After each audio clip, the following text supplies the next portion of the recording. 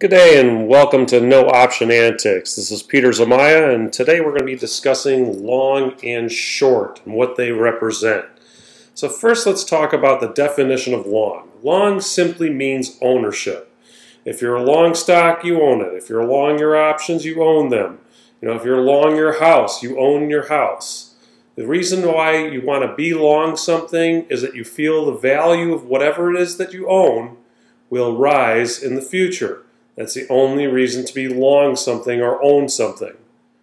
The other side, short just represents selling something up front without first owning it.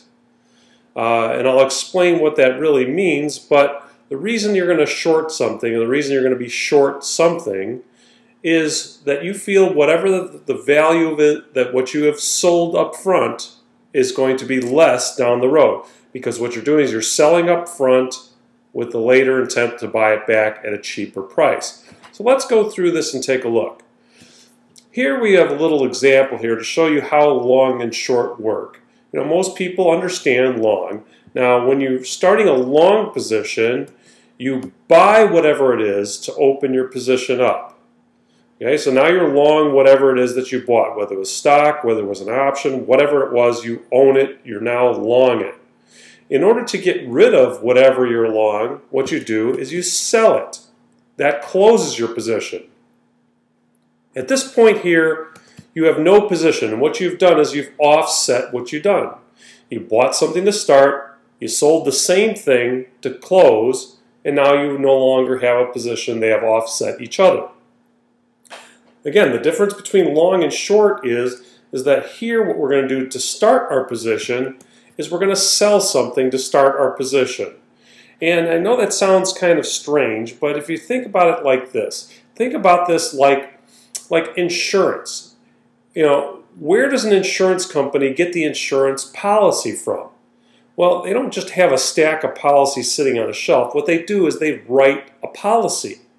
They write a policy with the terms that you determine, and then you pay them a certain amount. So what they've done is sold you this insurance policy basically without even owning it. Now, does the insurance company have an obligation here? Absolutely. Well, there's a couple ways that they can reduce them, or remove themselves, I should say, from that obligation. Either the policy expires worthless, or what they can do is buy the policy back from you. So if the policy expired worthless or they bought it back from you, they have offset their risk and they no longer have a position. There's other ways to look at it as well. You can look at it like if anybody has ever gone to buy a brand new car and you went into the dealership to buy the brand new car, but they didn't have the color that you wanted of the particular model. They'll still sell you the car, but they didn't own it. So they sold you the car short. Now, in order to complete the transaction, they have to provide a car down the road for you. So that's basically what selling short is. You're selling something up front with the knowledge that later on you're going to have to buy it back to close the position.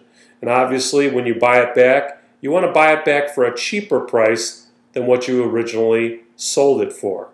So you're buying low and selling high, just in a reverse order. So join us for additional education at nooptionantics.com, or if you have questions, you can email us at info@nooptionantics.com. This is Peter Zamaya. Thank you very much.